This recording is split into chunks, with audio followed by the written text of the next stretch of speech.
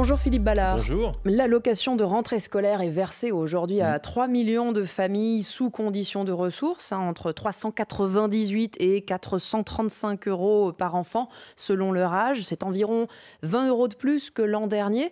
Est-ce que face à la vie chère, ce montant est suffisant ? Je pense que c'est surtout une allocation qui est attendue avec impatience par tous ces Français. Vous rappelez le chiffre, 3 millions de foyers qui ont droit. Il y a malheureusement des gens... alors après, c'est dégressif, on peut avoir une aide, mais ça va permettre tout simplement à ces personnes de survivre. On va rappeler qu'il y a 40% des Français qui ne sont pas partis en vacances, qu'il y a de plus en plus de pauvres. Ce sont les chiffres officiels, ce ne sont pas des éléments de langage. Ça va permettre de survivre parce que ramener par mois, ça représente 39 euros, si on divise tout simplement par 10, c'est même pas 1 euro par jour. Est-ce que c'est suffisant justement dans le cadre d'un contexte toujours inflationniste ? On peut toujours, oui, parce que vous parlez de l'inflation, je pense qu'on va en reparler. L'électricité a augmenté de 10% le 1er août, l'inflation sur les produits alimentaires c'est plus 18%, le prix de l'essence n'en finit pas de monter, on peut toujours faire plus. Moi je voudrais rappeler qu'en septembre 2021, c'est-à-dire il y a près de 2 ans, quand Marine Le Pen a lancé sa campagne pour la présidentielle, elle a mis ce thème du pouvoir d'achat sur la table. C'était le thème central de sa campagne. Il y avait d'autres thèmes, la sécurité, l'immigration, etc., etc. Mais force est de constater que 2 ans plus tard, ce thème du pouvoir d'achat est toujours le thème numéro 1. Sur l'antenne de France Info, ce matin, la FCPE demande la gratuité des fournitures scolaires. Vous y êtes favorable ? Alors la gratuité, après, faut se méfier, c'est jamais gratuit. Il y a toujours quelqu'un qui paye. Vous savez, on a eu le cas avec le bouclier fiscal, par exemple. D'accord, on donnait un chèque, mais on prélevait de l'autre côté, c'est-à-dire par des taxes et des impôts. Donc la gratuité, il faut s'en méfier. On pourrait peut-être prévoir un système où de bons d'achat, par exemple, parce que là, je lisais la presse ce matin, il commence à y avoir, comme tous les ans d'ailleurs, à la même période, quand l'allocation est versée, on nous dit, ah oui, les ventes de téléviseurs augmentent, il y a des parents qui consacrent cet argent à autre chose. Pourtant, des études de la CAF montrent que ce serait très marginal. Non, mais c'est marginal, absolument, pour autre chose que des fournitures scolaires. Absolument, c'est une aide indispensable. Voilà, je rappelais le chiffre, c'est même pas 1 euro par jour. Et un enfant, ça coûte cher. Pour ceux qui ont des enfants. Et puis, un enfant, c'est la richesse d'un pays.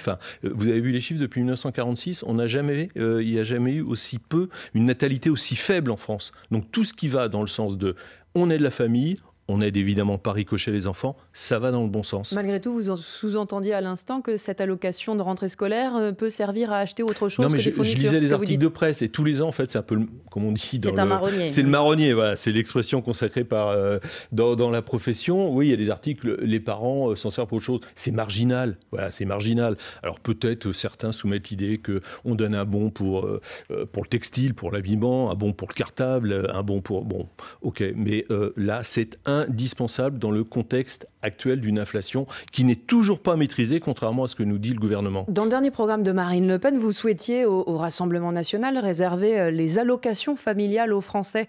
Préférence nationale aussi pour cette allocation de rentrée scolaire ? Priorité nationale. C'est-à-dire, dites-nous, pour l'allocation de rentrée scolaire, vous êtes favorable également ? On est pour la priorité nationale. On aide les nôtres avant d'aider les autres. Voilà, tout simplement. Dans le logement, dans tout ce qui touche... Un jeune Français dont les parents ne le seraient pas ne pourrait pas recevoir l'allocation de ses camarades. Non, mais c'était... honnêtement, je ne sais pas si c'était aussi précis si on parlait de l'allocation de rentrée scolaire. C'était pour les allocations familiales. C'était pour le logement également. Il y a des Français qui dorment dans leur voiture alors qu'il y a, on le sait très bien, dans le parc locatif, les HLM, il y a à peu près 30% des logements qui sont occupés par des immigrés. Donc nous, on préfère que ça soit réservé aux familles françaises. Je pense qu'en découle effectivement que si les parents sont en situation irrégulière, d'ailleurs, c'est versé par la CAF. Là, il faut nous expliquer s'ils sont en situation irrégulière, comment ils peuvent recevoir des allocations. Donc on ne cherche pas à intégrer davantage ces jeunes issus de l'immigration avec une telle aide, un coup de pouce pour la rentrée ? D'accord. Alors nous, on n'est pas pour l'intégration, on est pour l'assimilation. Ça, c'est déjà le premier point. Après, il faut avoir une volonté d'assimilation. On ne peut pas sombrer dans le communautarisme, dans le séparatisme et dire en même temps, moi, donnez-moi de l'argent, point barre. Non, c'est donnant-donnant, si vous voulez. Mais là, ce seraient des enfants qui seraient victimes. On parle, l'allocation de rentrée scolaire, c'est pour des enfants à partir de 6 ans. D'accord, mais enfin là, c'est pas le cas. Voilà, là, c'est un débat un peu sans fin. Enfin, je veux dire, on réserve, oui, on est pour la priorité nationale. C'est tout à fait assumé. C'était le programme de Marine Le Pen en 2022 et on est toujours pour la priorité nationale. Philippe Ballard, la seule apparition officielle d'Emmanuel Macron pendant ses vacances est prévue demain à Bormes-les-Mimosas. Qu'attendez-vous de sa prise de parole à cette occasion ? Ah bah là, déjà, nous, on reste un petit peu sur... alors, il nous promet une initiative, alors, laquelle on n'en sait rien. Avec qui ? Initiative politique à la rentrée, voilà. Avec les forces politiques de l'arc républicain, c'est-à-dire hors Rassemblement national et hors France Insoumise, selon le chef de l'État. Oui, alors il y avait une première version où ce n'était pas le cas. Enfin, bon, maintenant, effectivement, on retourne dans l'arc, le fameux arc républicain. Eux, ils sont dans l'arc de l'incompétence, hein, mais ça, c'est d'accord. Alors passons, Marine Le Pen a fait 42% au second tour de la présidentielle.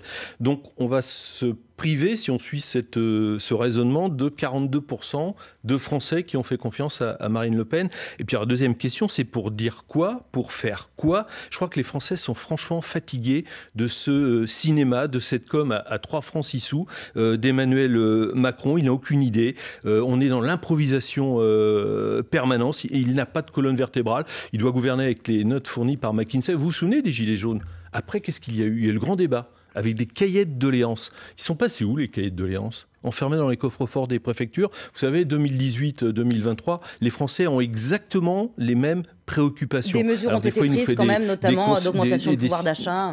Oui, bah, c'est largement insuffisant, vous savez. Depuis, c'est vrai qu'il y a une guerre en Ukraine qui a augmenté l'inflation. Oui, enfin, pas que, je regrette, mais le prix de l'électricité, plus 10% le 1er août. On sort du mécanisme européen, on ne sort pas du marché européen de l'énergie, on sort de ce mécanisme qui fixe le prix de l'énergie d'une façon complètement délirante. Nous, on a des centrales nucléaires, quand elles ne sont pas fermées comme Fessenheim ou quand elles ne sont pas mises à l'arrêt. On a de l'hydraulique, c'est 80% de notre production. On devrait, en France, payer le prix de l'électricité auquel nous le produisons. Mais avec ce mécanisme européen, eh ben, c'est pas possible parce que c'est adossé au prix du gaz. Et généralement, pour rentrer dans le détail, c'est les centrales au gaz, qui fonctionnent au gaz, qui sont mises en service et qui sont les moins productives. Généralement, c'est en Bulgarie et en Roumanie. Et le prix de l'électricité, il est fixé là-dessus. Il faut sortir d'urgence de ce mécanisme. Mais ça, le gouvernement n'en a pas le courage politique. Restez avec nous, Philippe Ballard, député Rassemblement National. On vous retrouve juste après le fil info à 8h40. Valentine Letesse.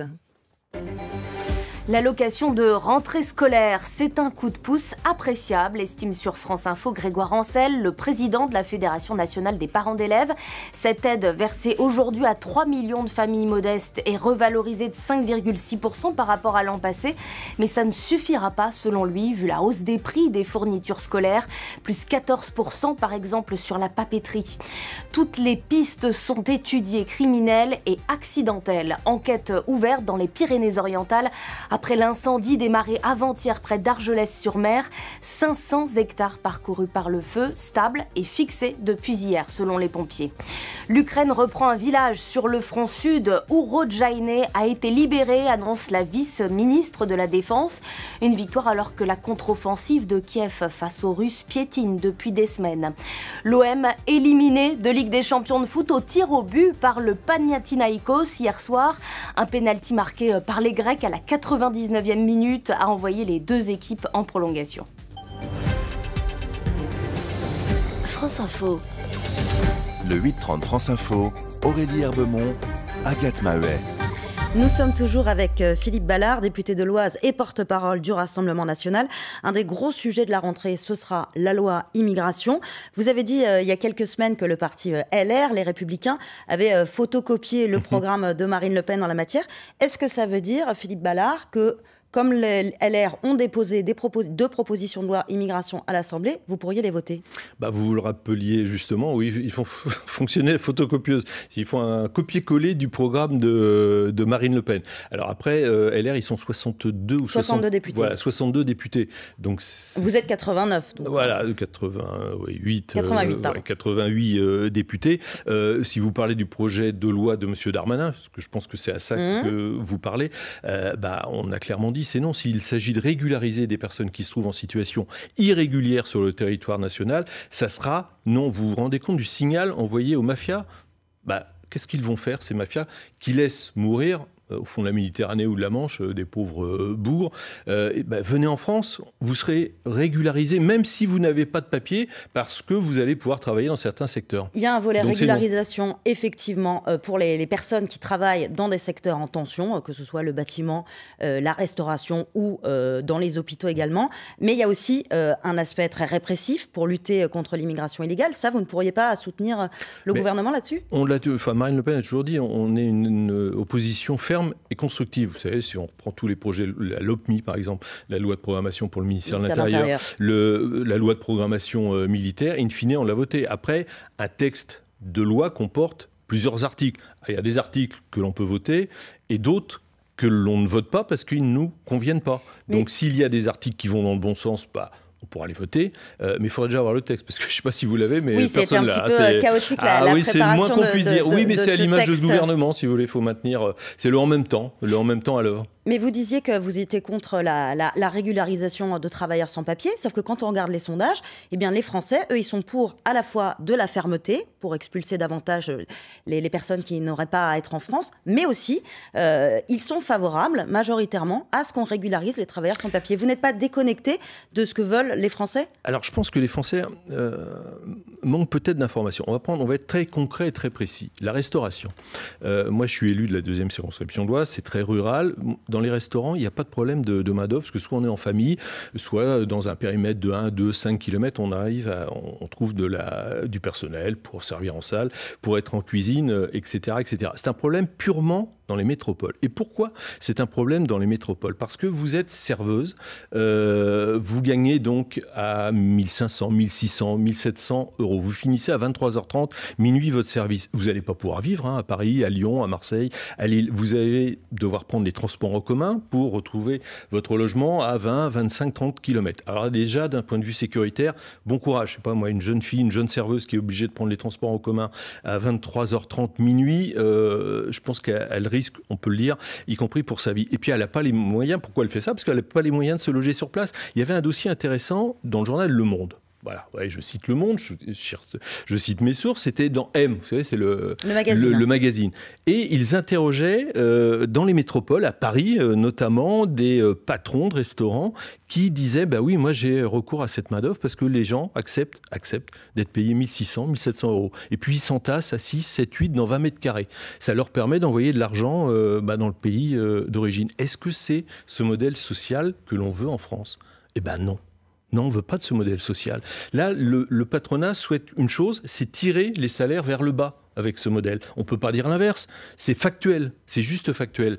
Donc, si les Français avaient tous ces éléments en main, je pense qu'ils ne répondraient pas aux sondages dans cette direction. C'est grâce à un certain nombre d'étrangers que beaucoup de commerces fonctionnent aujourd'hui et donc une grande partie de notre économie tourne aussi. D'accord, en travaillant 7 jours par semaine, en travaillant 12 heures par jour et en étant payé 1500 euros par mois. Si c'est ça le modèle, c'est non. Ne serait pas la solution. Ça sera non, sûrement pas. Et puis il y a l'autre aspect, c'est cet appel d'air que vous allez créer parce que les mafias vont s'engouffrer dans la brèche avec un discours formaté d'avance et ça va être un flux migratoire, alors que là le bilan est catastrophique de Gérald Darmanin, de cette majorité et d'Emmanuel Macron en matière d'immigration. D'ailleurs j'en profite, il y a une petite, parce qu'il y a des journalistes qui me demandent, aidez-nous à avoir les chiffres officiels du ministère de l'Intérieur concernant les OQTF pays par pays. Les obligations de quitter le territoire. Voilà, les obligations de quitter le territoire français.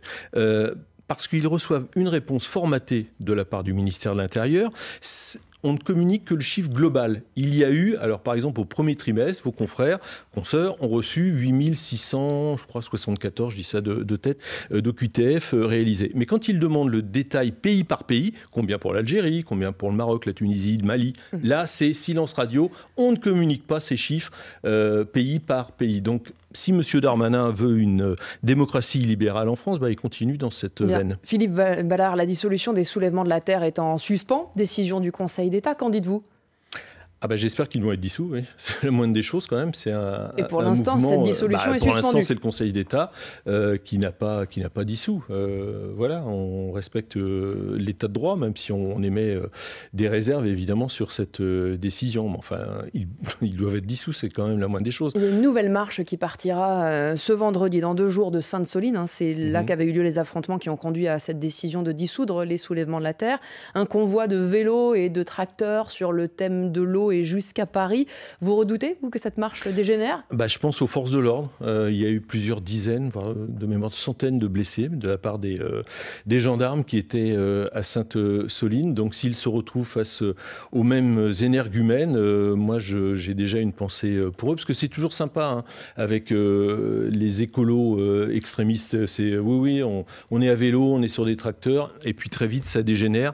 Des gendarmes risquent, des policiers, enfin là en l'occurrence c'était des gendarmes mobiles qui étaient déployés, risquent leur vie. Vous souhaiteriez que cette marche soit interdite ? On sait que les manifestations à Sainte-Soline avaient été interdites. Vous savez, je pense que les services de renseignement ont des informations. Si ils ont des informations prouvant qu'il y a des armes qui peuvent être embarquées, des armes par destination, je pense qu'ils pourraient l'interdire. Quelles sont vos propositions concrètes, vous, au Rassemblement national ? Que proposez-vous pour lutter contre le réchauffement climatique ? Très bonne question. D'arrêter la mondialisation complètement folle et débridée. Vous savez, un supertanker qui vient de Chine ou d'Asie en Europe, ça pollue autant qu'1 million de voitures par an. Donc c'est le localisme, c'est les circuits courts. Là, on arrête de polluer. C'est un schéma global, si vous voulez, le réchauffement climatique. Vous ne voulez pas de taxes. Vous ne voulez pas que l'on déploie davantage les énergies renouvelables. Mais si on fait du localisme, on n'a pas besoin de mettre de taxes. On va arrêter d'importer. Vous savez bien que c'est pas possible d'arrêter la mondialisation totalement telle qu'elle est aujourd'hui. Non, mais il ne s'agit pas d'arrêter la mondialisation. On va pas revenir dans l'Albanie des années 70. Il s'agit juste de faire le juste échange plutôt que le libre échange. Vous savez, même les députés Renaissance sur le Mercosur sont revenus en arrière maintenant. Ils ne sont pas pour. Le traité de libre-échange avec l'Amérique latine. Le traité de libre-échange avec l'Amérique du Sud, l'Amérique latine. Et concrètement, pour les Français ? Le localisme, les circuits courts, vous savez, c'est très à la mode en plus. Je pense que le Rassemblement national et Marine Le Pen ont été un peu précurseurs dans ce domaine, puisqu'on a mis ça en avant. La mondialisation qu'on nous a vendue heureuse pendant des années, c'est un fiasco total. On a mis des millions de Français dans le fossé. Pourquoi ? On nous a mis en concurrence avec des pays qui n'ont pas les mêmes règles fiscales, sociales, environnementale, puisque vous m'en parlez. Vous savez, quand on fabrique un jean au Pakistan ou en Chine ou au Vietnam, je pense que les normes environnementales, c'est pas les normes environnementales européennes. Et on pourrait continuer avec l'alimentation. En France, on est obligé d'importer parce qu'on est dépendant des fruits, des légumes, de la viande blanche, de la viande rouge. On marche sur la tête, donc on arrête donc avec cette fable de la mondialisation heureuse. On revient vers le localisme, les circuits courts, le bon sens. Philippe Ballard, député de l'Oise et porte-parole du Rassemblement national. Merci d'avoir accepté l'invitation. Merci beaucoup. J'ai une petite pensée pour Gérard Leclerc ce matin, si vous me le permettez, qui malheureusement a perdu la vie dans un accident d'avion, qui était journaliste, lui aussi, et qui est officier dans le service public. C'est dit. Merci Philippe Ballard. 8h50, l'essentiel avec Valentine Letesse.